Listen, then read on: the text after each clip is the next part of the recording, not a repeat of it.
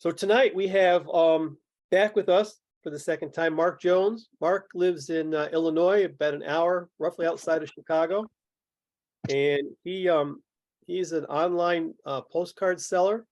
Been doing it for a number of years. He's got thousands and thousands of postcards. And he's also a YouTube personality. If you haven't seen any of his videos, you should take a look on YouTube, SMPostcards.com. And he's become a real expert in the videos that he does. Most of them anyway are tips and things about selling postcards for people that sell postcards online, but they always include other things too, information about different types of postcards, and also information about what's selling, what types of postcards are popular and selling at the time.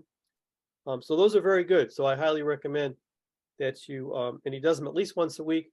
There's a new video. So you want to take a look at that. Tonight, he's going to talk to us also about selling postcards, not necessarily as a dealer, but if an individual, if you wanted to sell some of your postcards along the way, these are some insights and things for how to do that online. So Mark, take it away.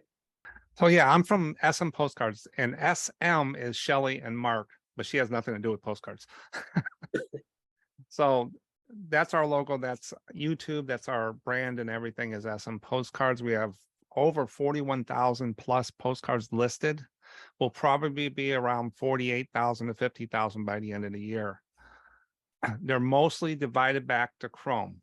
My forte is not, as you'll see the types of postcards that I do here, sellers, I'm divided back to Chrome and current. And that brings in a lot of new sellers, a lot of new dealers. So I want to help people get into postcards. Most of the people that start selling postcards stop after 6 months because they just don't like the rinse and repeat type stuff, and some that they put up don't sell well. So hopefully that. And my name's Mark. What are we going to be going over in this presentation? I just put this together. This is a brain dump from my point of view with all the people that I deal with from online. We have a group of probably 24 people that I talk to daily that sell on eBay, whatnot, and different things. So I categorize the type of sellers the way I see them. I hate putting people in the groups, but I had to come up with the different types of sellers out there, resellers. And why do people start reselling? Why would you want to start? We're going to go over a little bit of that. Some of the tools, the basic tools to get started, what we use. It has changed over the years. Some people have not known about some of the things, and maybe someone uses something different than we use. And a little bit about the pricing and the cost of reselling. What's it cost to sell a postcard nowadays? And if you're going to buy postcards to resell, some tips on things I look for, and then questions and answer. So basically, there's a couple different types of resellers. The first one's the researcher. I am not the researcher, probably because of my patience. I don't get down and dirty. Some cards I do. When I go to price cards, I look and see, are they 465, 565, 765, 1265. Anything above that is where I'll get in the dirt. I would rather sell it to someone that likes to spend the time to do that. I might leave a few dollars on the table, but these people enjoy really getting into the history of the card and stuff like that. I have those cards for those people. The research, the cancellations, all that stuff. I'm more subject impulse buyers and stuff, and people for their collections and stuff like that. But I know a lot of people that are researchers.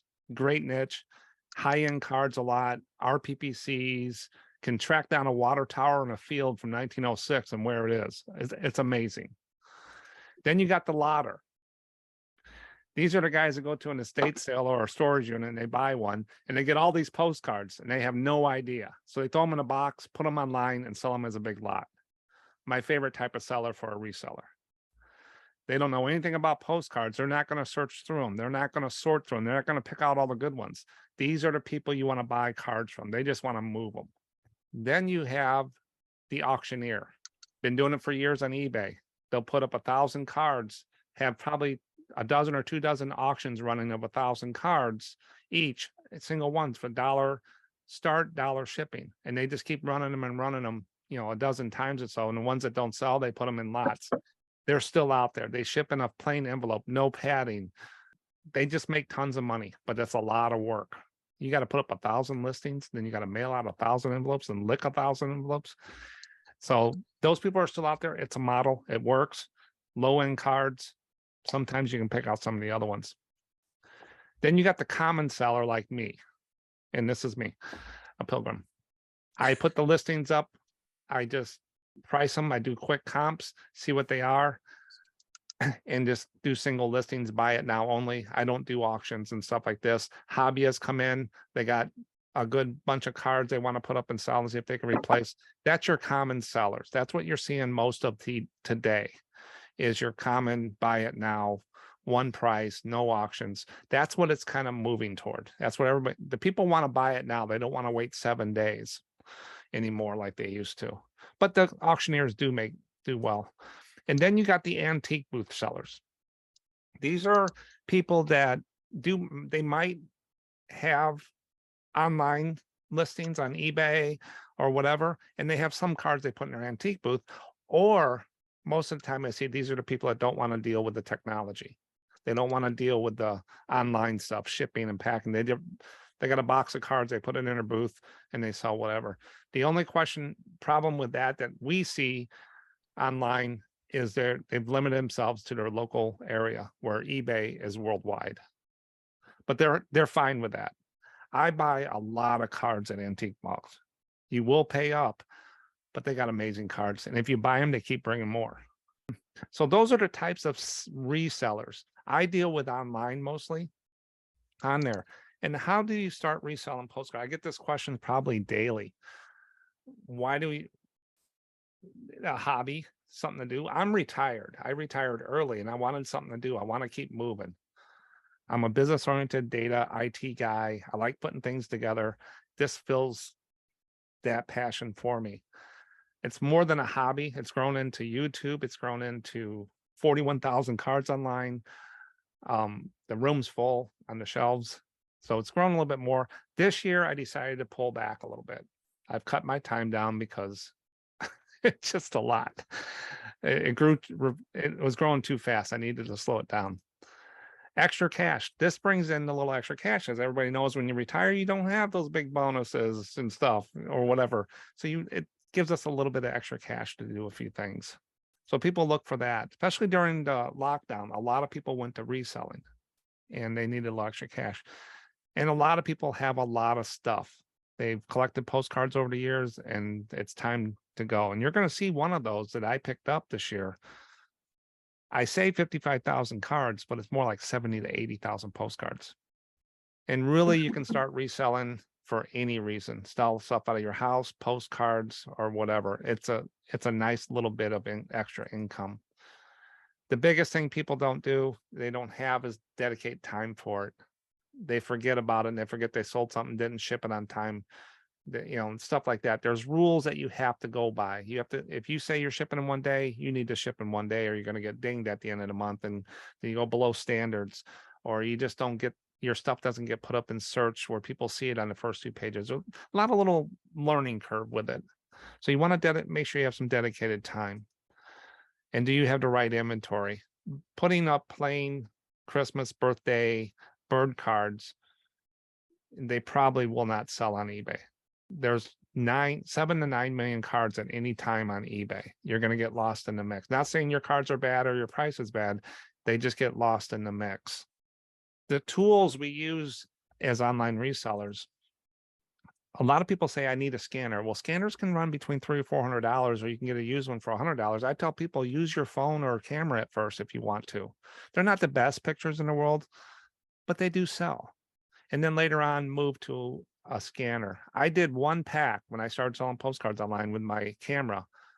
Hour later, I bought a scanner. My back couldn't take it, flipping the card around. I did a video where I did a scanner and I did a camera and I did versus each other and how many cards you can do. You can do 100 times more cards through a scanner than you can a camera. So if you're going to be a bulk seller, you would want to look into one of those bigger scanners. But cameras, our phones, whatever they have, thermal printer nowadays, or a lot of people in the first days of eBay would print out on a piece of paper, cut the label out and tape it to the box. That has evolved into these 4x6 printing labels that come already. You just peel it apart and you print it on these thermal printers. If you do a lot of bulk, this is a lifesaver. If you're just doing 1 or 2 cards a day, printing them out and taping them is fine. But eBay has a new thing they created the last 2 years called eBay Standard Envelope. And if anybody here has bought a postcard from eBay lately, you probably got it eBay Standard Envelope. And I can mail a postcard anywhere in the US for 60 cents, even though a stamp is 67. And it gives me a little bit of tracking information on where it is. The biggest thing with eBay Standard Envelope, it'll say delivered, but it still takes 2 days to get to your house because it only scans at the sorting centers. So there was a lot of confusion about that in the beginning. A lot of people watch tracking. Another good thing about eBay Standard Envelope we didn't have when we did a stamp and a label back in the day. If it gets delivered, damaged, and the customer says they didn't receive it and you refund, eBay has insurance. You just got to wait 30 days, put a claim in, and you get your money back. Last year, I got $70 back on items that customers said they not received. We never had that in the years before when you just did a stamp and a label. You had no tracking. So there's a lot of good things happening in the world. These thermal printers, I have one. I've had the same one, and it's print, peel, and stick to the envelope now, and it works very well. Envelopes. A lot of people ask me what type of envelopes to use. A lot of people will send them out in the A10 envelopes, those longer envelopes, and they'll just put an index card in there. I went out and I tell people to learn about shipping envelope postcards, go out and buy a dozen cheap cards from 12 different people on eBay and see what they do. I went out and I did that. I kept telling people that. I said, I better do that to see if anything's changed. I got 23 envelopes in. I would say 60% of them are in just plain envelopes, no protection of the card, no sleeve. They just put it in an envelope and send it out. Nowadays, people are getting bad feedback because of that. And so people ask me, what do I do? These are the best envelopes that most of the people I know online, the bigger sellers, these are Echo Swift 6.5 by 4.5 rigid photo mailers. Most people have went to these. These cost about 10 to 14 cents a piece. I buy them in the thousands because of how many I sell on there, but I get good reviews on that. And I tell people, try different things, but put a little protection when you sell your postcards. People want a nice postcard. Longer envelopes will get bent and different things like that. But really, most of the time, postcards are made to be mailed. They do make it okay. Some people How are many really postcards can you get in one of those envelopes? eBay Standard Envelope for 1 ounce. I can put 3 sleeved and postcards in there and be under 1 ounce. If you put 4, then you meet the rigid. It would be non-machinable, probably because of machines on there. But I can put about 3. So if a person buys 3 cards and I have free shipping, I can put 3 in here for 60 cents. And they are a little waterproof too. I ran them actually underwater for 3 minutes and I opened it up and there was no water on here. Now, if this was out in the rain all day, it would probably get wet. But with the sleeve and that on there, it's pretty good. It's made for photos. But Echo Swift on Amazon or eBay or their website is where I tell people to use those. And if people use the longer, bigger ones, what we found is the post office people will bend it like an arch and stick it in the mailbox, or they'll try to shove it and they get bent. So we try to stay at 6.5 by 4.5 because it'll do continental or standard envelopes. And I don't think I've had a claim yet this year on anything. No refunds, no problems, no bad feedback. So they come in spurts to me. They come in like a big batch one day. It'll be my worst day that week that I got to deal with. And most of the time it's mostly they didn't know they're buying a flat picture. They didn't know what they bought. They forgot about it, or they lost it. Or the wife put it in the car and stuff. So I would say 50-50. And then once in a while I send the wrong card. I've done that a couple times over the years. Another thing is, before they had eBay Standard Envelope, we'd have to go out and buy rolls of stamps and pre-stamp envelopes because we sell a lot of cards. So we had to have stamps. So we were spending, I would buy about $300 to $500 worth of stamps every month. That's how many cards I was selling. And I had my granddaughter helped me stamp the envelopes. I bought her a box of cupcakes. Well, with eBay standard envelope, you don't have to put that upfront money anymore. They pay for it. You print the label. eBay takes the money out of the money that was paid. So that was a big saving to us on there. But you always want to have stamps, because if eBay standard envelope doesn't work, which it very rarely has any issues, you want to stick a stamp on there and get that out the door. Some things like photos, it's only good for postcards, trade cards, coins, paper money, and stamps is all they use it for. So if I sell a shipped photo, I'm not going to put it in a $5 envelope. I'm going to get the guy the cheaper, shipping, that free shipping. It goes in with a stamp and a label, and they appreciate that. Sleeves and top loaders. If you're going to start selling postcards, people love to get a postcard with a brand new sleeve on it, not having your inventory number on there, and they can put it right in their collection and not touch the card. That's what I found. So I buy these sleeves bulk. I have probably 30,000 here right now, and I do sell them online as well, but I buy them from a wholesaler. They're about a penny a piece, 2 cents a piece for me. So they come in different sizes. You guys all know about postcard sleeves, but I tell people when they open my envelope, they can pull the card out, look at it, inspect it, admire it, and they can go put it in their collection right away. I get a lot of comments on there. Some people don't use a sleeve, where they use an older sleeve. They want to keep the new sleeves. Well, they're sending their customer the wrong presentation, I tell them.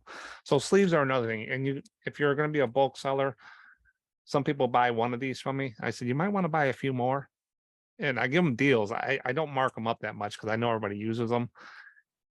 They come back, well, I need 10 more packs. You go through them fast. There's only 100 in a pack. So that's the soft sleeve right there. This is the company I don't use Ultra Pro. I use BCW, but Ultra Pro was one I've used before, and I always look for the one with the Paris on there, the Eiffel Tower. I bought the wrong ones before, so I always look for the Eiffel Tower. But the sleeves are acid free and everything. And another thing nowadays is the phone. All these sites that you sell on have a phone, so you can do a lot on the phone, and you get what's the nice thing with eBay and everybody likes is you get a ka-ching when something sells, and everybody likes to hear that. Lately, the sales on eBay have went way down for everybody in every area. It is way down. They say it's the economy. eBay's making some changes, but I used to sell average 20 to 25 cards a day, average for a year. Some days I'd sell 60, some days 10, it averages. I'm down to 12 cards a day right now. My budget this year is 14 a day, is really all I want to do. So I'm not far from that, but that's a huge drop over from last year. And the big orders where we used to sell 40 cards to one customer, a lot of us haven't seen those this year at all. And so there's a big drop in online sales right now. This is just shooting from the hip here. These are estimates. It can change. Most of the resellers out there look to buy cards out of quarter boxes, and they don't really want to pay more than 25 cents for a card in a bulk lot. And unless there's really, really good cards in there. So 25 cents is kind of thing. But me, if the cards are good, I'm going to pay whatever I think is a fair deal for the seller. But if you go over 25 cents, you're going to have to raise your price. And I put some older cash registers here. And I think the bad thing is I think I used a couple of these. Not this one, but the envelope is going to cost you about 15 cents average. They go up and down during the year. During the lockdown, you couldn't get these envelopes. And remember when Walmart got somebody was selling them on Walmart.com. We all ran over there. I bought like 5,000. And I was able to make it through. Some people were just buying paper envelopes or whatever they could, but now they're in stock. So right there is 25 cents for the postcard and 15 cents for the envelope. The sleeve's going to cost you about 2 cents.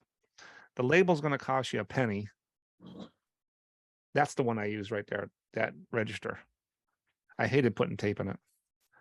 And then the postage is going to be 67 cents is what it costs today. With eBay standard envelope, it's 60 cents. So roughly $1, $1.10 just to sell a postcard. And this isn't getting down and digging down in there. So a lot of these 99-cent sellers, they're not making money. They're paying me to buy that postcard. And that's only 1 ounce. If you use eBay standard envelope for 2 ounces, it's 84 cents. And I think it's $1.10 or $1.08 as the postage goes up. But that's just for your cost, what your cost is. Then eBay charges you site fees. It's going to be 20 to 25% off your selling price. And then your time. A lot of people that do postcards forget about this piece on reselling. They think it's great that they can just put stuff online and sell and stuff. But you can sit here for hours with postcards listing.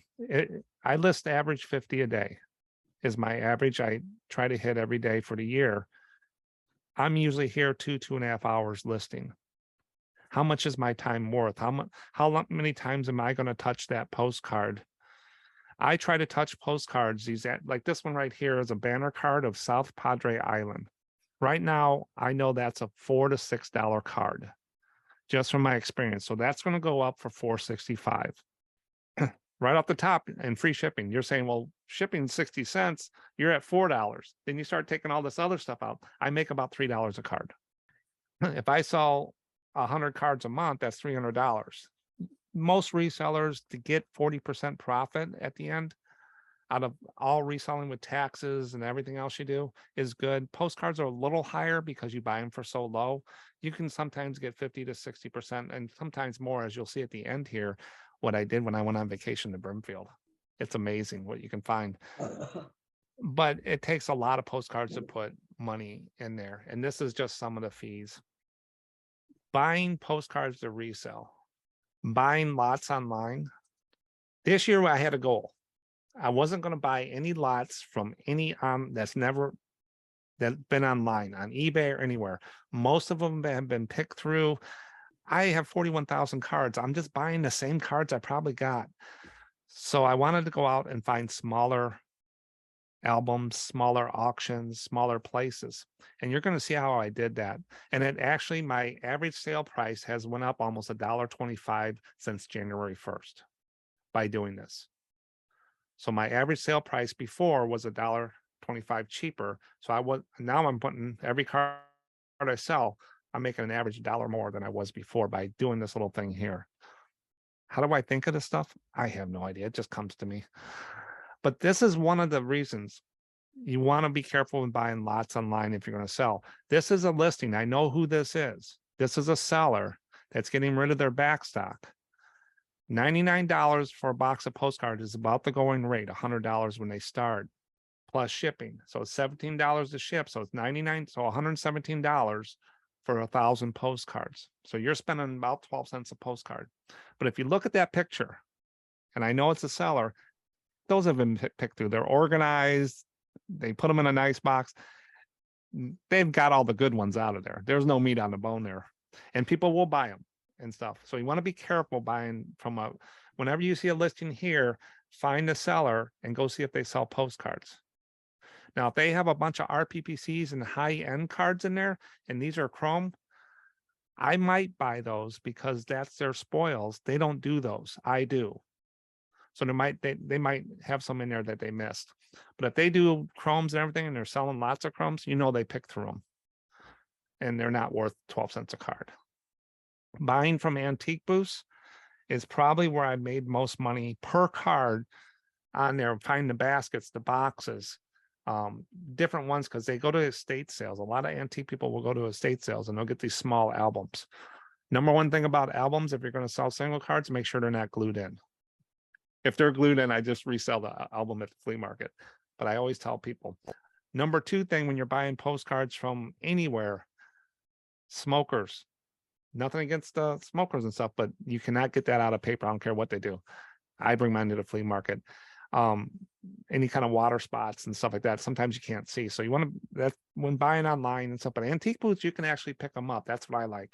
But I spent 3 hours in one antique booth in Ohio and I spent $350.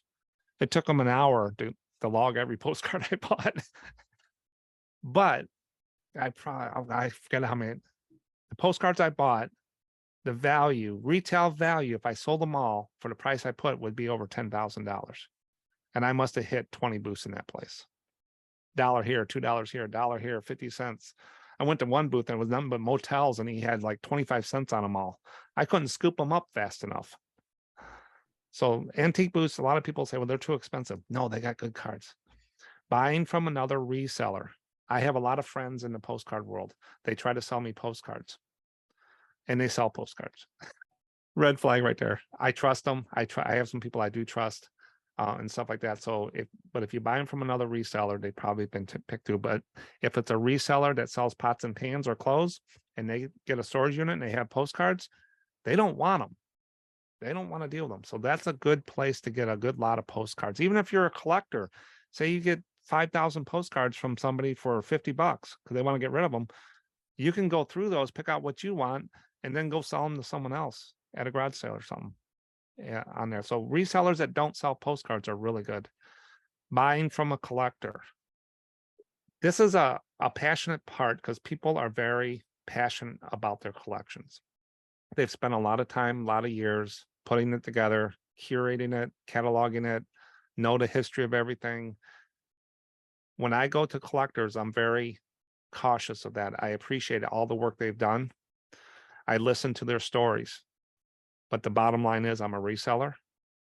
I can't buy those with that baggage on there. That doesn't, when negotiations start, to me, that stops. Unless the curation and cataloging, that will bring the price up. But the history and nostalgic and how passionate they are about their stuff doesn't matter really to a reseller. And that's hard to swallow for some people. I want to know, but if someone has a collection and it was very put together, there was a good example. A guy was moving to Florida from California.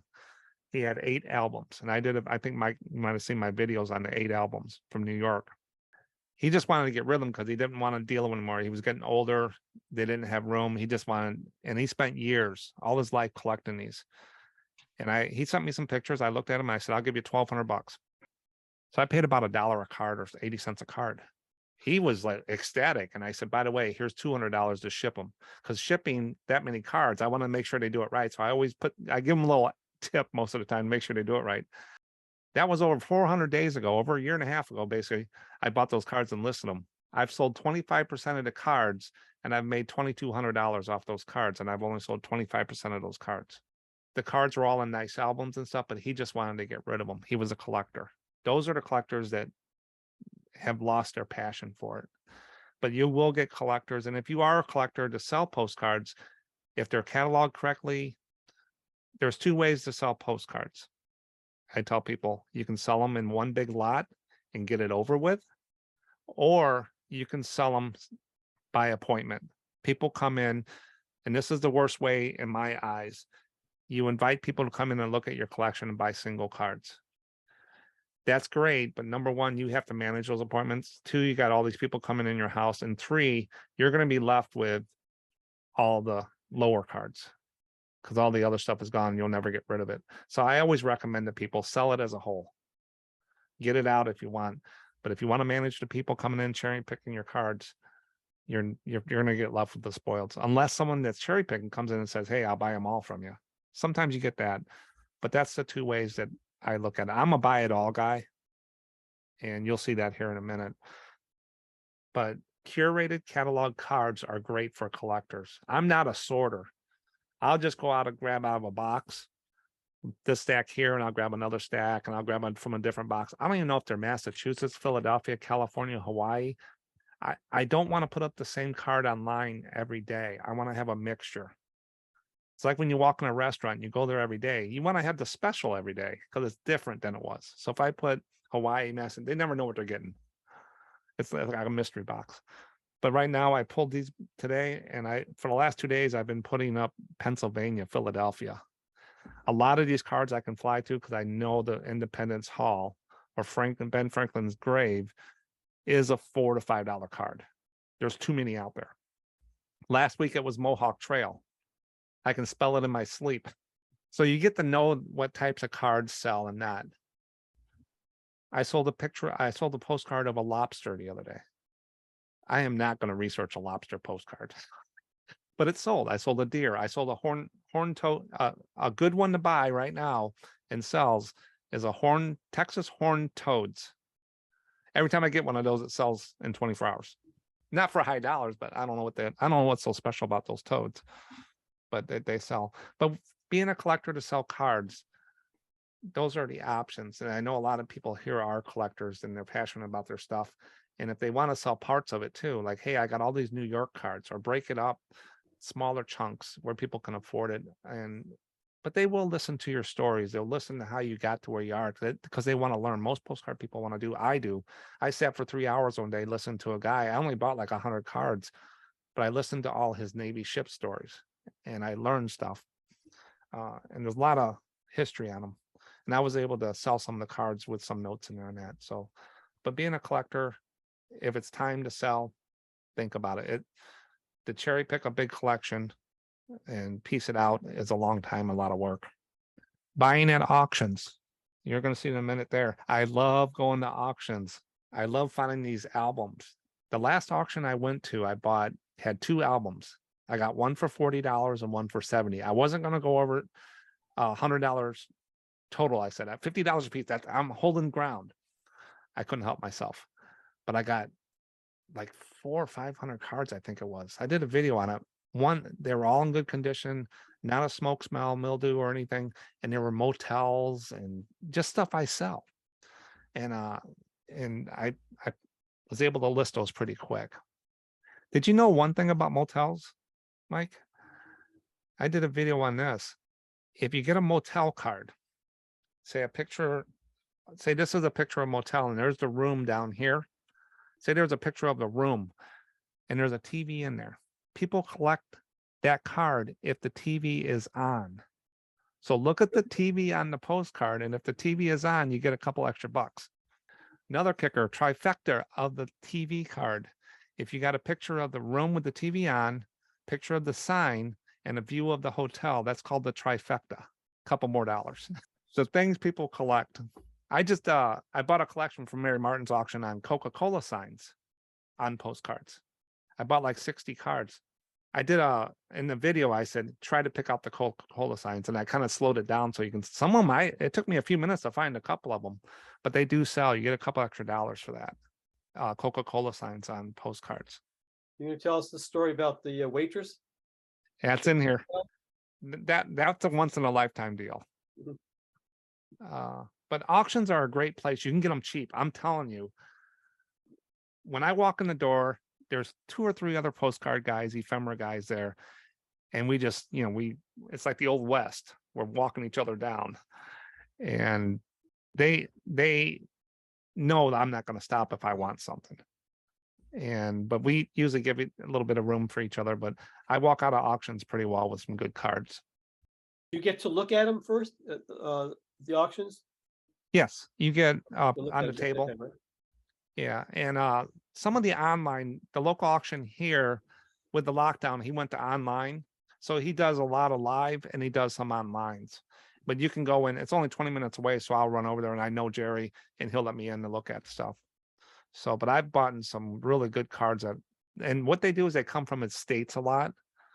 The family, selling the estate or storage units and stuff. And these are nice albums.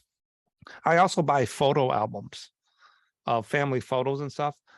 The Pittsburgh Picker team, Adam and Sarah, they sell those photos. Well, I picked up 2 of them really cheap when I bought these things, and I just sent them to them for my gift to them. There was 2 people in there, Mabel and Jeff or something. They know the whole story of Mabel and Jeff. They've been selling Mabel and Jeff for the last 3 months. I got a bunch of cabinet cards and stuff. I don't do those. I don't do CDV cards. I just send them to Adam and Sarah. And then when they get postcards or something, they'll send it to me. But they're full-time resellers. And right now it's kind of hard for some of these resellers. But here's what Mike was talking about. Last year, I had a goal. I live in Chicago and we were going out to Brimfield Flea Market. And you guys probably know where that is, being out east. I really had no idea what it was. It's a town that's just a flea market. So we drove from here, went through Syracuse or Cleveland, Syracuse, went down to Palmersville, which is right outside Brimfield. Brimfield. Is that what it's called? Brimfield. My goal was to fill a white box up with hand-picked cards from here to Brimfield and back. I got 3/4 of the box. But when I went to Brimfield, I found the lady that runs the cottage there in New York. That one place, it's a cottage or something that sells postcards open on the weekend Is by Brimfield Syracuse. in New York State? Yeah, by Syracuse. She has a cottage or something. Well, I found her and she had all these boxes out there. I bought 10,000 postcards and I was a mile from my car. I found the guy that rented wagons real quick. Also, while we were there, we went to a restaurant in town and a lady always asked, when if you're a reseller of postcards, always tell people what you do. So the waitress asked me what I do. I said, I'm retired and I sell postcards. First, you get that look like you're crazy.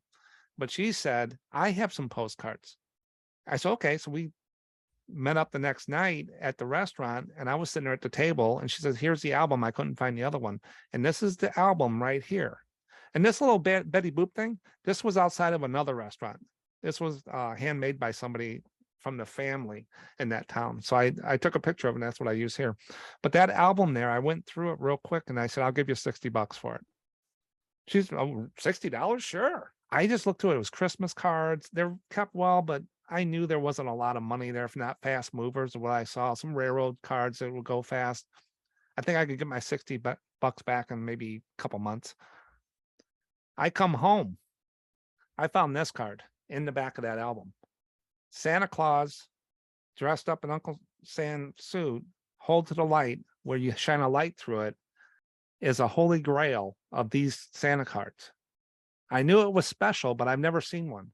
I sold it within 36 hours for $1,900 on eBay. I paid 28 cents for that card. And that's what the right side is, what it looks like with the light there.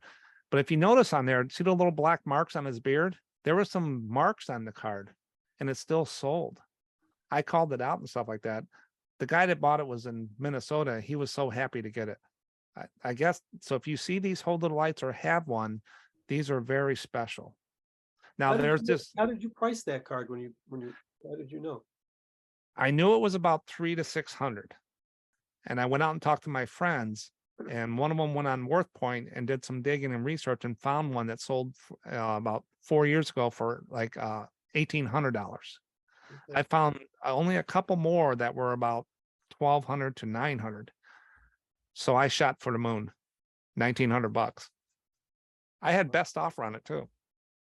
So that's a holy grail. Will that happen to a reseller? That'll never happen probably to me again.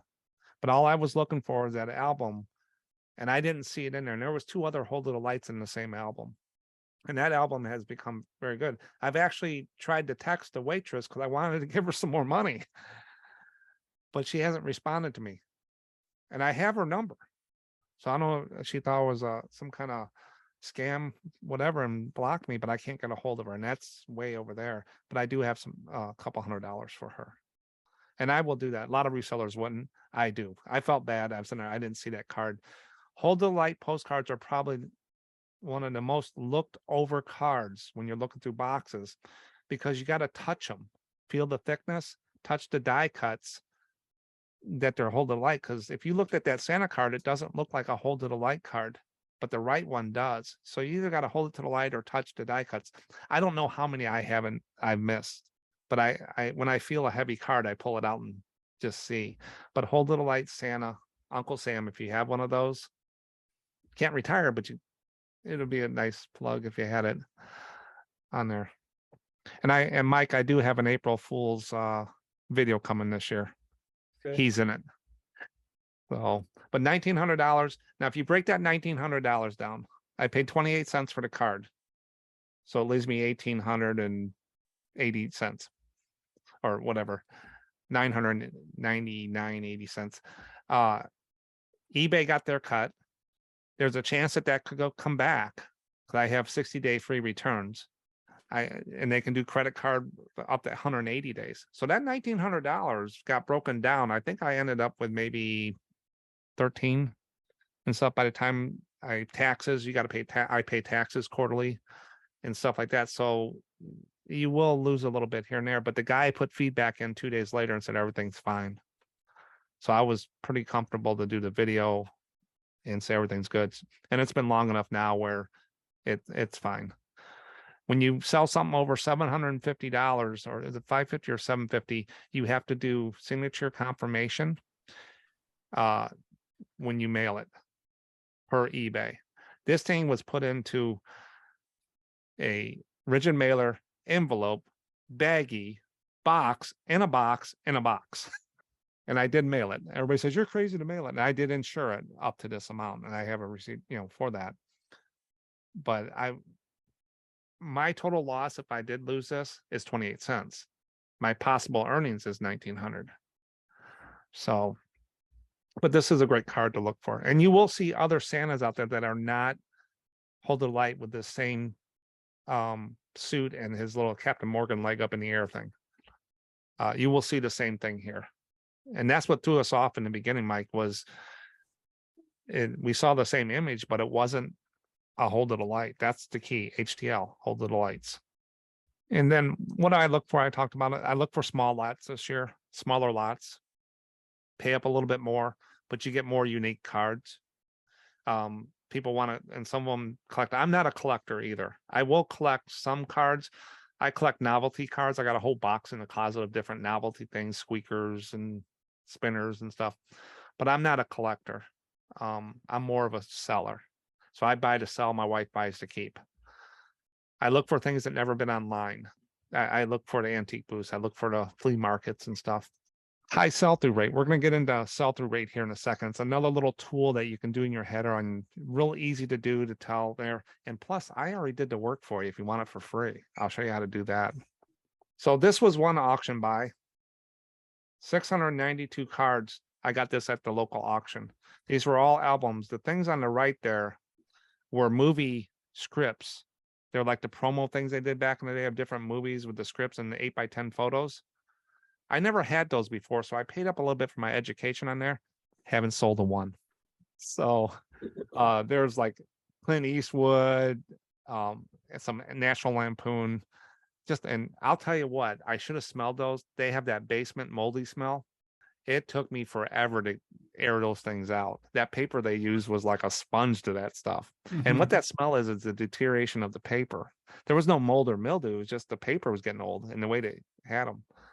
But that was one auction, 692 cards. I think I paid $45 for everything. All that right there. This one is a Mary Martin auction. I love Joe's auction, Mary Martin's auctions. What I do, all my store is laid out in categories, my eBay store. So I have Texas, Alabama, Illinois, New York. Before the auction, I have a spreadsheet. I go down and count how many listings in each category I have. I was low on Texas. I was low on maybe New York or Michigan. So when they do their auctions, I knew when Michigan came up, I knew I needed some Michigan cards. I would go out and buy those cards. But here, as you can see, I bought some cars, I bought some Christmas, and I bought some old wrestler exhibit cards they used to have in the vending machines. The first card I sold from the wrestlers paid for all the wrestlers. And I have like 15 more to go. There's some Merry Widow hats. I bought those, Mike, for a video. I didn't know anything about Merry Widow hats, so I want to do a video and learn that. So I got about 12 Merry Widow hats. I got Disney. Disney always sells. One of the Disney cards, if you see, it's called Diorama, Grand Canyon Diorama. Those can go from $80 to $200. So if you see Grand Canyon Diorama with a porcupine, especially, will sell. I was going through cards real quick one day. My granddaughter was here for homeschool back in the lockdown. I was just flipping through them. I didn't catch it. I sold that card for $455. Man, did I get ripped by so many people. I could have sold it for $80. Do you know that's the biggest Disney card out there? So we will make mistakes.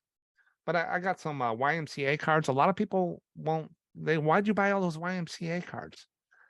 It's because I'm going to list 500 YMCA cards. So if anybody's looking for on eBay for YMCA cards, they're going to come to me mostly because I got a lot of them.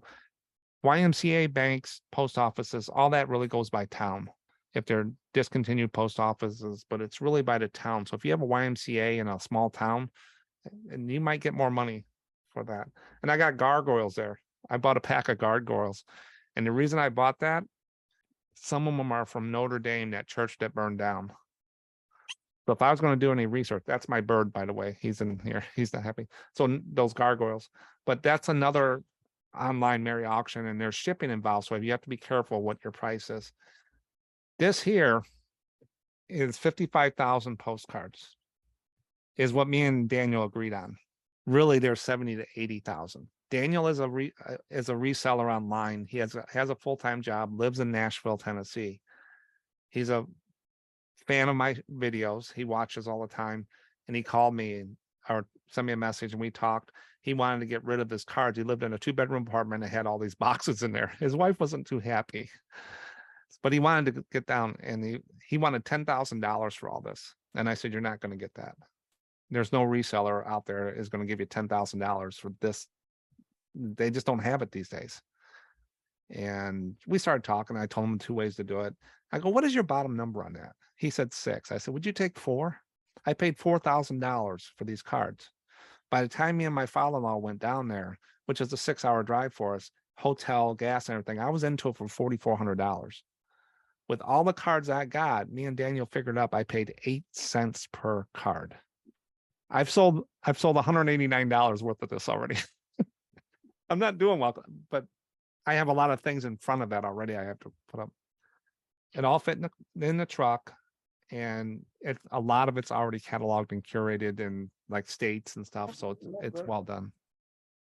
I don't think there's any Santas in here. I don't think there's any big. They're all cards I do every day, the $4, the $8 cards. And here's a little picture of all of it. And you should be able to hear this. I think we did this once before, Mike. See if you can see this. I can see it. I don't hear anything.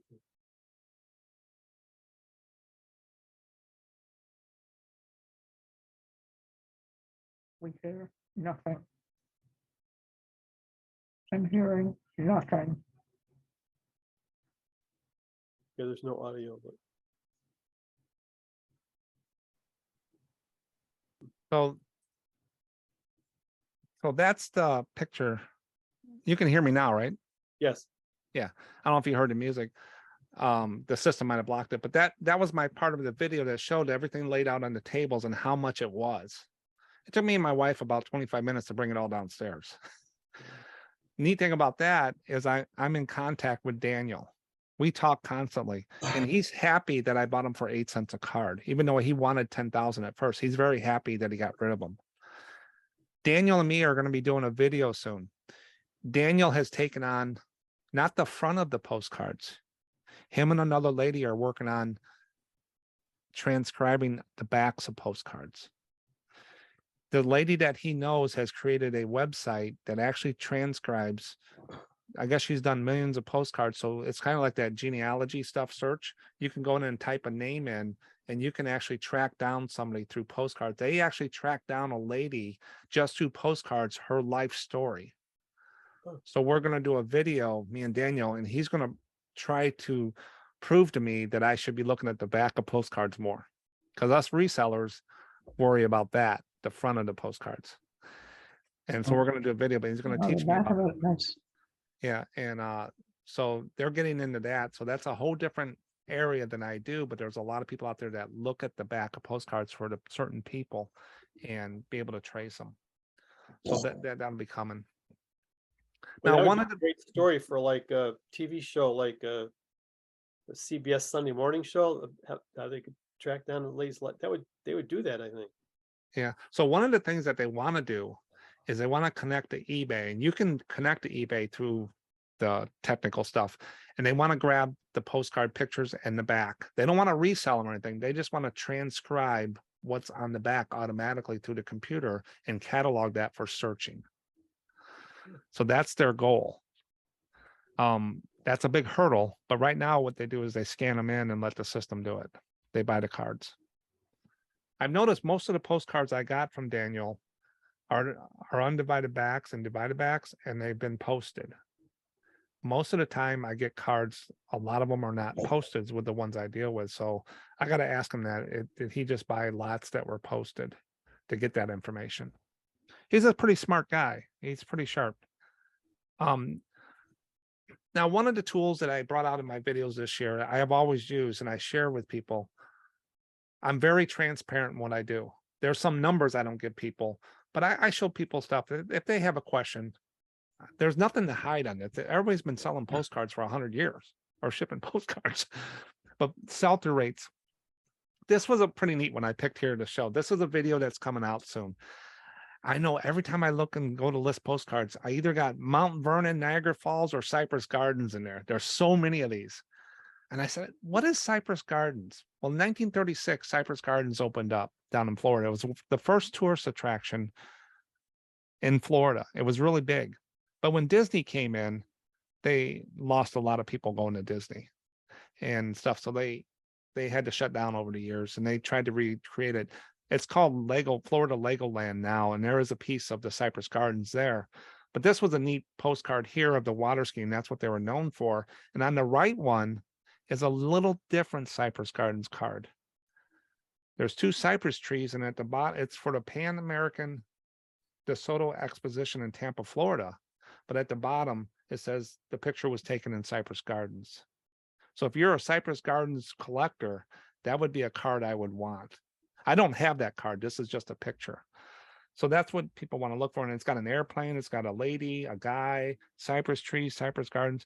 That card right there, I couldn't even, that would be one I would research, because it's got the expo, the whole works. I mean, it's got everything you want. The one on the left is probably a common card. That's a $4 to $6 card. So sell-through rate, how I calculate it, and then this tells me when I go to a box of white cards, what am I going to pull out? What is the sell-through rate? It means if I list 100 cards and I have a sell-through rate of say 10%, I'm going to sell 10 of those cards within that month, or an estimate. That's going to get you. The higher the sell-through rate, the better that card will sell. So I calculate it by how many are sold and how many are listed on eBay. I just go in and type postcard, Cypress Gardens, and it told me 560 are sold. Then I unclick sold, and it tells me there's 5,700 of these Cypress Gardens cards on eBay. Wait till you see the other ones. You take the sold divided by the listed, times it by 100, and all that does is make it a percent. I round it up. You have a 10% sell-through rate for Cypress Gardens. I haven't been listing these cards because I thought they didn't sell. Well, the only way to really prove that, you got to bounce it against other postcards that you're doing the same thing with. Right here, you got Postcard Idaho. There's 11,000 Idaho cards, and it got a 9% sell-through rate. Who would think Idaho would be 9%? So when a lot of people pass up Idaho, but this data tells me I should pick them up. The data is 8%. And there's 25,000 postcards listed. California, there's 270,000 postcards on eBay right now. 15,000 sold. It's got a 6%. And in Massachusetts, there's 140,000 and only 4%. So your Cypress Garden has a chance of selling before any of these. Your odds are better, is really what this tells you. Now you're saying, well, that's a lot of work to do that every time. You can't do that when you go to buy postcards. No, you just got to memorize some of the ones you see every day. But I also did the work for everybody. This is a document I just put out in February. This is version 1. And if you look on the right side there, there's all the numbers. The top one out of all the states, I have all the states, I got topics, I got different ones, different sorts. There's 22 pages to this document. I'm going to tell you how to get that here a second for free. West Virginia, 11%. That state doesn't have a lot of population, I heard. I've never been to West Virginia. 11%. New York is 7%. There's 536,000 postcards on eBay with Postcard New York in the title. 36,000 have sold. And if I sold each one of those 36,000 for $5, that's $180,000 to $200,000 that those postcards sold. So all the green ones are the ones you want to look for first. The yellow is, yeah, I'd pick them up. And then down the line, if you looked at the page, what I didn't put here, there's red. QSL cards, radio cards, 2% sell-through rate. Unless they're very ornate, older ones, I don't even look at them. My friend bought 3 boxes of those, and he asked me if I wanted them. Nope, they don't sell. The sell-through rate, and there's tons of them out there. There's certain ways to sell those. You got to sell them in lots and stuff, but they're just, some of these cards are out there. There's tons and tons of cards out there, but how do you differentiate a box full of cards? I do data and stuff, and this is what this sells, and a lot of people like that. So this document's out there and it's free. I give this stuff away. This is data on eBay. Anybody can go do it. I just did all the work. Right up at the top there, it says ko-fi.com SM Postcards. It's just it's not eBay. It's just a little place I found that you can put stuff on and I can sell it for free. When you go to the site, it'll say pay what you want. Just put 0 there. And then you can download it and print it out. I also have on that site different things to help people. I have little cards that you can print out, or if you wanted the card, you pay $1.50 for the postage and the card, but you can print it out. It has the years for Pioneer Postcards, undivided back, and stuff like that. Good reference tool. I keep it on the side here because I'm not good with memory. I'm looking up a card or listen to a card. I put it in a thing and I can turn around. The second one I have up there for free is the stamp boxes. So if I'm looking for an Azzo stamp box with 4 triangles pointed up, that's 1904 to 1918. Boy, do I sound smart when I tell someone that, but they don't know I'm reading the card on the phone. So it has all the different little defenders and stuff. It's just a good reference if people are doing in the research, and those are up there. But that's where you can get this for free, and you just look through it. I have the next version is going to have all the presidents. Who's the best president in postcards? Is it Jimmy Carter? Is it Roosevelt? I always wanted to know who sells the best. So I got it ready to go. I haven't done the numbers yet on there. I know Nixon sells. I've sold Nixon cards. And those political cards, when you see congressmen and back in the 50s and 60s, they would send out postcards for people to vote for them. I've gotten those in the lots, and I've listed maybe a dozen, and I've sold every one of them. These are like representatives, vote for me, and the family on the card with the baby. And these people just buy them up. They only sell for $45, but they do sell. How are your Navy ship cards selling? They're my best sellers. Are they really? Yeah. Okay. Yeah. I will never raise. I raised the price on some of them by 10% just to cover the cost of the envelopes and costs like that. But they just sell all the time. Huh. Yeah, every day they go out, especially the prints, the one that the club printed out on the lighter cardstock. Those seem to do better than the regular ones that were made by a postcard publisher. But I got boxes and boxes of them. But I sell them for $455 to $465.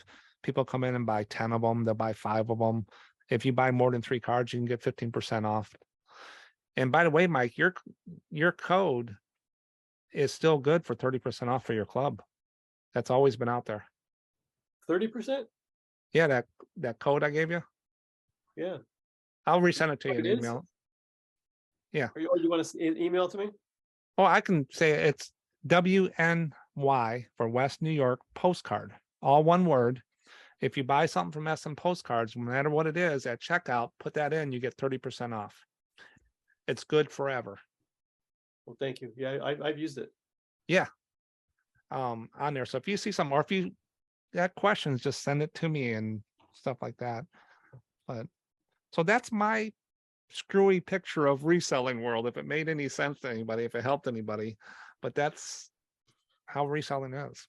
Postcards don't change over the years, but reselling changes day by day on eBay. That was a great presentation. Thank you. I have a question. When you talked about scanners, can you just tell us which scanner because I know you use one that you can run multiple. It does the front and the back, and you can like scan a whole bunch at a time. You're not talking about using a flatbed scanner, right? No, this would be. I don't know if you can see that. Can you see that? It's black. Not really. So the one I have is an Epson ES 402, or they make Epson's 500 now, the new models. You can put up a stack of 10 to 15 cards in at a time, and it'll scan front to back to your computer. and you just save them on your computer, and it looks just like the postcard. If you don't sell as much as him, the Epson ES300 WR also works. Mm-hmm. It's I also it's have on- this. Yeah. This little one was made for salespeople. It's an Epson 60W, and they make a 50 that's wired. It's not duplex, but this is how salespeople in the field would put their invoices, receipts, and stuff in. I use it for cigarette cards and stuff, and some people I know have used it for postcards. They're not big sellers, like you said. They might put 10 up a day, and they shove them through there. And this is about $90 or something. But I bought it for cigarette cards because the little cards kept getting stuck in my scanner. And I have a video on that one. I also have a Fujitsu Scan Snap. Fujitsu makes one. It's a higher end one. I like that one. I probably end up using that one more because it's wireless to this computer. The Epson, I didn't buy the wireless. It's wired, and I have to transfer the files. So sometimes I get lazy and use that. The difference between the Fujitsu and the Epson is the favorite of all the postcard sellers I know, because you can do an offset and actually put a border around the picture on eBay, which will show the card. The Fujitsu, there's no way to do that. Unless someone knows that I don't for all these years. Everybody's tried. Oh, I know how to do it. Go for it. I haven't found it yet. There's no way to do it. So the Epson is the one. To do it. You can even do a border with this little guy on there. And this thing, people ask me more questions about this little one than big ones. But it's not, if you're going to be a bulk seller, you don't want the little one. You want one like she said, or the one I there. I have to replace the rollers on my Fujitsu. It's getting handicapped. I have to help the cards through. They actually make rollers. I can get them for like $25 for 2 sets. I open a little door, pull the wheels off, put new wheels on, close the door. I said, you got to be kidding me. I've never done it for all the years I've had it. So that's going to be a video. Hey, Mark, Ashley from Arkansas here. Hi. Hi, thank you so much for sharing your insights and your tips and tricks. Back in the early days of eBay, early days of eBay, late 90s, I did a little bit of selling of just random stuff I would get at garage sales. And I bought for like little or nothing a sack of ephemera and things that somebody brought home from a Las Vegas vacation in the 60s. And all kinds of things in it. And it had 2 postcards from Dean Martin's restaurant. Wow. That showed his face on the front, and it was advertising the restaurant on the back. Also in that sack of stuff was a menu that the person stole. Menu sell. So I got it for little or nothing. And in fact, the whole sack of stuff had been rained on by the time I went back and got it at the garage sale. But anyway, I should have maybe had a premonition that one day I was going to be a postcard collector and a small time reseller, because I was thrilled that each one of those Dean Martin restaurant postcards sold for $100 each, like in the late 90s. And then the menu was easily 100 or more too. So that was one of the best finds and reselling then. But then I also want to say shortly after that, no, it was actually more recent years when I actually started selling postcards and collecting them. So I bought a lot from somebody on eBay. I got it home and sorted through it, and there was a wonderful real photo postcard, and I can't remember now which World Exposition it was from, but it was a real photo postcard showing some indigenous people, poor people they brought from some island and made up a little display for them to be trafficked around. But it was a great postcard, great photo, and somebody paid up for it. I think I got paid $40 for it at the time, but I was a brand new seller and I didn't know how to package that thing and mail it. And so I didn't know. And it was in good shape. It had a little bit of a crease, but I didn't really call it out very well in the listing. So anyway, the guy who bought it was happy to get it, but he kind of raked me over the coals pretty good for not packaging it better. And not exposing the crease. And I learned some lessons from that about packaging it. So live and learn. But anyway, it was interesting. So thanks for sharing your insights tonight. Yeah, there's some cards that, I've sold insane asylums, criminal insane. They say criminally insane right on the card, or insane asylums. On that Brimfield trip, I bought a couple of them for like 20 cents at a flea market booth. I sold them for 75 to 125 a piece. Wow, yeah. I mean, once you get to know the stuff to look for, a lot of people gravitate and just want to look for Santas. And so I said, no, just go out and find your normal stuff. These other things just pop up to me. And like you with the Dean Martin thing, if you had those today, they'd be, just think. But menus is another one. A friend of mine does menus, and he puts them in the duplex scanner and scans them. Even though the 70s, 80s, he sells them for good money. Sheet music and stuff like that. Some of these guys do. I don't do all that. I don't do stereo views. I get it. I send it to somebody. I don't want to just keep it. I'll never get to it. You said once on one of your videos that some of the older airline promotional cards that just show the planes can sell for quite a bit. Yes. Any kind of airline produced cards, Pan Am, Northwest, some of the defunct ones that have the airline, I forgot what they call it, distributed cards with the airlines on there do well. The biggest one that we're finding right now for that we're looking for, and the club's really excited about, is the car dealerships, the old car cards that have a local dealership on the back. Those have been going for really good money lately. The tow services with a local dealer. So that's been pretty hot. Popeye Postcards bought 1 million airplane postcards. He's got a video out there on how he did that. 1 million airplane postcards. And he's walking through some videos on how he does that. This guy already had 500,000 postcards in his basement. I told him I want TV rights for the Hoarder Show.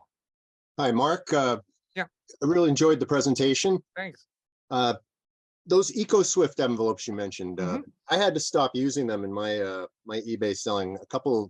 Actually several customers sent me photos of what the machines did to the envelopes. They're kind of smooth, and Mhm. sometimes the machines will catch it and just ground it away and grind it right through the envelope and Mhm. through the postcard. And it was a very sad thing to see. I started using these eBay rigid mailers. Mhm. That as a seller you get a certain amount free. Mhm. The small size were really handy. Did we lose them? They stopped carrying Oh. them, so I have to buy Yeah, a they slightly stopped larger size. Yeah, they start about 2 ounces. Yeah, it becomes a round- non-machinable item, but that actually provides security and safety to the cards when Yeah. it's worth it. Some people don't want to pay that much to ship a postcard, but it's often worth it. Yeah, I over the years using these, I've only had one that was damaged from USPS. The other one was a carrier did it. And they actually wrote a nice message in a little thing I got back. But I asked the people, actually today we were talking about that with a couple guys, and these were the envelopes. They haven't had that problem. So where are you located in New York or Maine? When this Massachusetts? happened was in New York City, and it went Hmm. somewhere from New York City out into the Yeah, world. Yeah, I've never had that. I've only had one damage that comes back in a little baggie, says, sorry, we broke your item, whatever, from the post office. And they put Yes, a little baggie. if you're lucky, you get the whole thing. Sometimes you just get a Oh, this one, piece of yeah. it with your address on it. It looked like a dog fight chewed on the one I got back. But yeah, I haven't run into that. I'll have to keep my eye open. I know I actually got got a one pull. of these. I actually got one of these rigid mailers that I ordered. I bought a postcard, and the lady from the post office, she just kind of cringed when she went to get it. And I'm like, what's going on? And she handed it to me. The thing had been thoroughly soaked, and was now dry. And I just figured this postcard was toast. But to my great Mhm. amazement, it was inside a plastic sleeve, and it was okay. Yeah. For whatever reason, I guess they dried it out pretty well, and it worked out. Yeah. Thousands and thousands of postcards I mailed. Knock on wood, I've been one of the lucky ones. I haven't had the same problems. Baltimore right now is a black hole. Popeye's actually put his store on vacation. He's still selling, but he put a 2-week handling time because his cards are waiting 2 weeks to even get out of Baltimore. That's crazy. Yeah, so Baltimore right now has been a problem. So every month I do an eBay standard envelope analysis of the scans. And I do a whole breakdown, about a 15-minute video on a spreadsheet. If there's an origin scan, destination scan, out for deliver and delivered with the eBay standard envelope. If any of those go under 90% out of the 100 that I look at in my store, it causes us sellers work because customers are sending us messages saying, where's my postcard? So I found 90% the scans. It could be at the post office level or eBay. Most of the time it's eBay is not populating the information for the customer.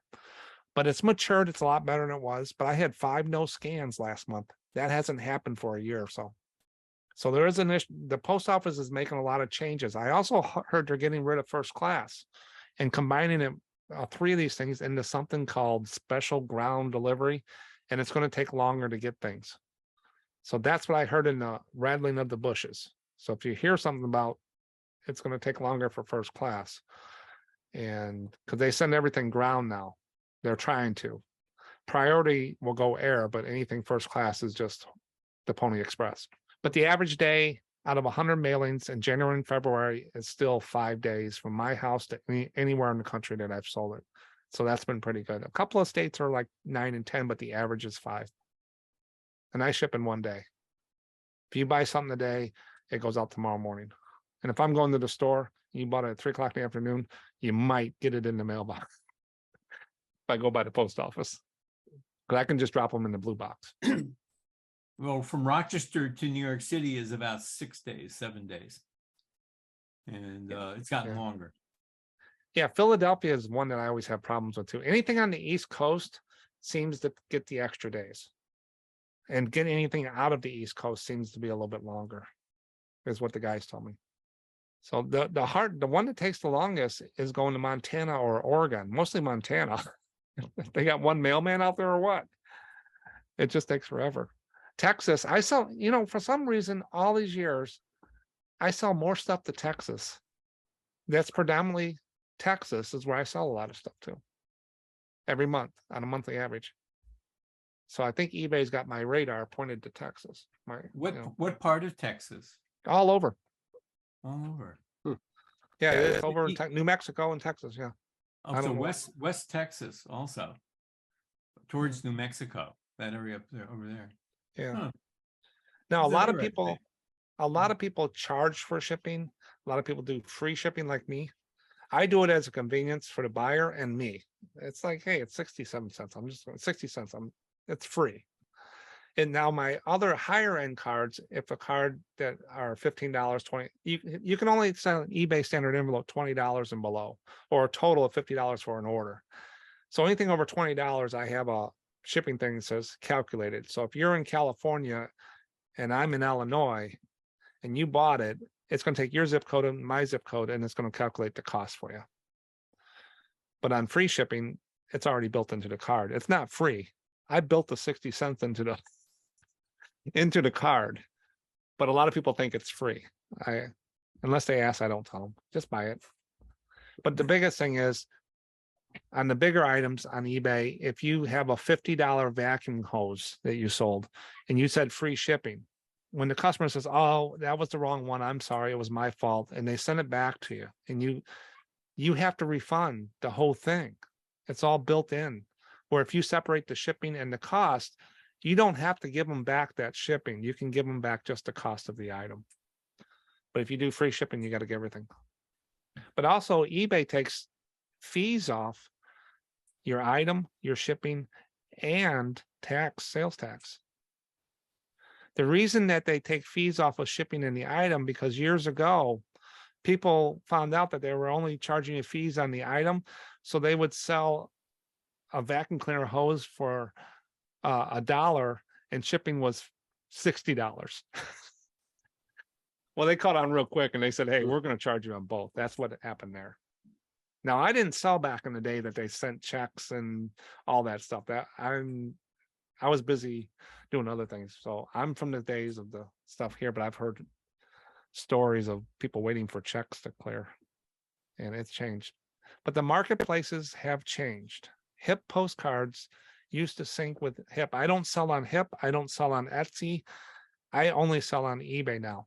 I did a poll and 94 to 97% of people sell on eBay postcards. That's where most of the postcards in there. HIP postcard, it was not syncing anymore. I wasn't getting any sales. It just went down. They haven't done anything to the site in years. So when my contract came up, I was one of the biggest sellers on there. And Etsy, that just tanked too in the last a year. I used to do very well on Etsy. It paid the bills and it was a little extra cash. But I pulled 4,000 cards off of Etsy. I pulled 40,000 cards off of HIP. If that doesn't send a message, I don't know what will. But they need to do something on HIP. HIP is a niche site. I loved HIP, but they were putting them in the wrong categories. If something sold on HIP, they weren't taking it down on eBay like it used to.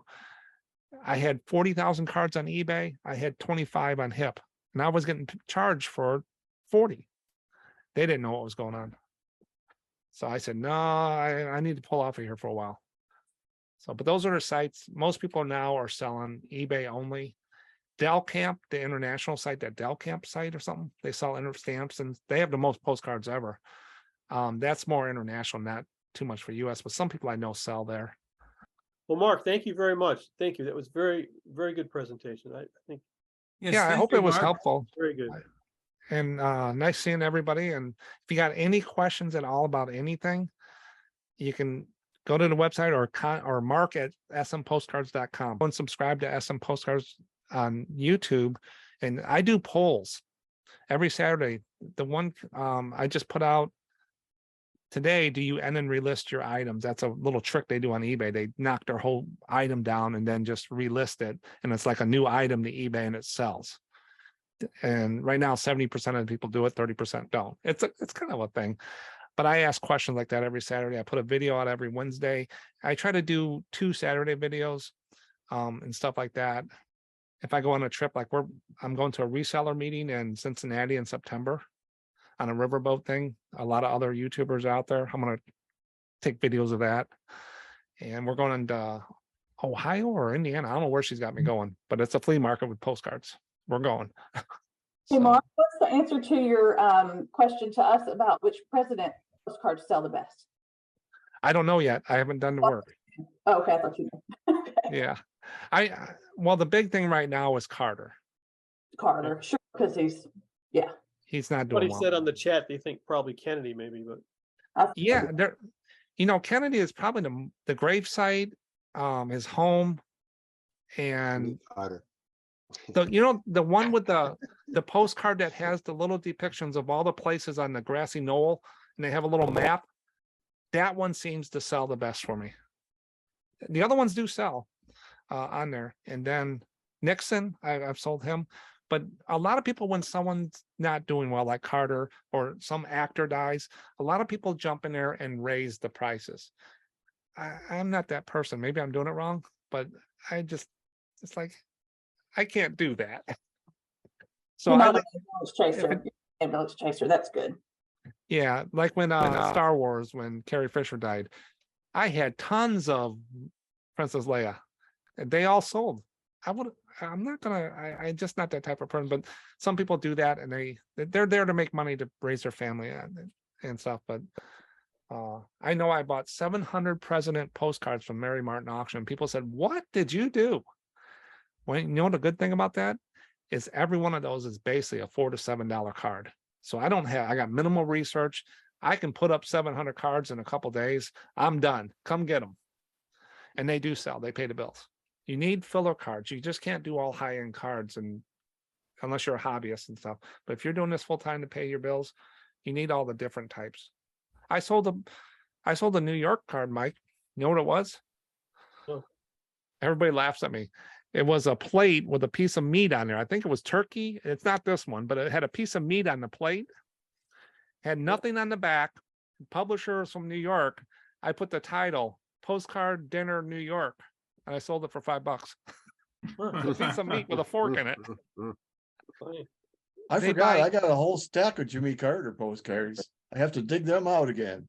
Yeah, You get know, them up there. you mentioned Jimmy Carter, and I don't know how many of you all remember Coral Lee, the postcard publisher, not too many years ago. She did, I don't say 100 Jimmy Carter, but she went through his whole administration. Really? She even did a card of giving Jimmy the album of her cards. She got to go to the White House, but she lived in California. Coral Lee. If you turn on the back, you'll see a lot of Jimmy Carter cards or her cards. I'll have to And, look.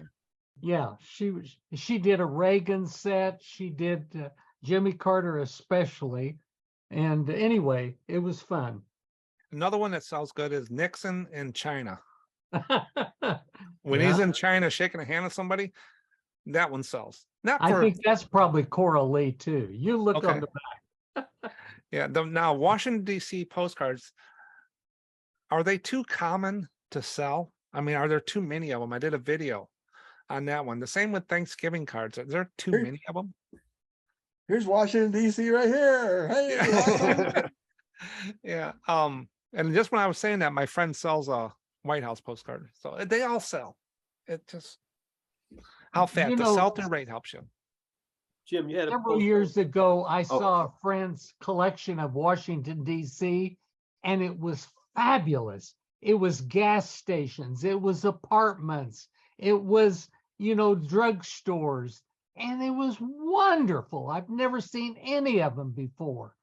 But, that's the way it is. I have another friend right here. He was here earlier, Kyle Jola from Toronto, Canada. He collects New York City, and he finds great stuff. That Yeah. like you're talking about the fork and the steak. Yeah, it's just amazing.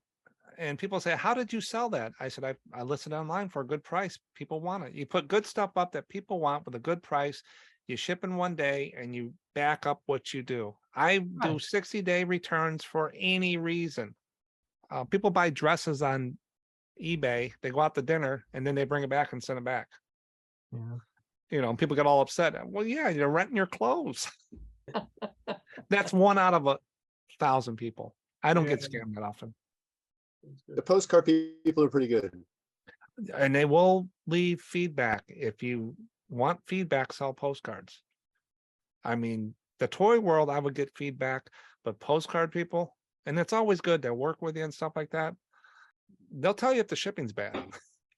They have no problems telling me that I didn't ship something the way they wanted. All right, thank you, everybody. Thank you, Mark.